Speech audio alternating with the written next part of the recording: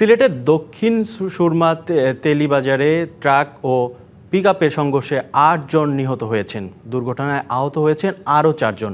ভোর ৫:৩০টার দিকে ঢাকা সিলেট মহাসাগরের তেলিবাজারে এই দুর্ঘটনা ঘটে। প্রত্যক্ষদর্শীরা জানান, একটি পিকআপে বেশ কয়েকজন শ্রমিক সিলেট থেকে সুনামগঞ্জে যাচ্ছিলেন। তেলিবাজার এলাকায় যাওয়ার সময় উল্টো দিক থেকে আসা একটি ট্রাকের সাথে পিকআপটির সংঘর্ষ হয়। সিলেট মহানগর পুলিশের অতিরিক্ত কমিশনার মঞ্জুরুল আলম জানান, নিহতদের মধ্যে ৬ জন পুরুষ আর ২ জন নারী।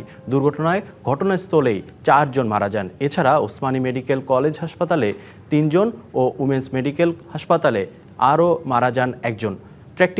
ট্রাকটির চালক পালিয়ে গেলেও সহকারীকে আটক করার কথা জানিয়েছে পুলিশ।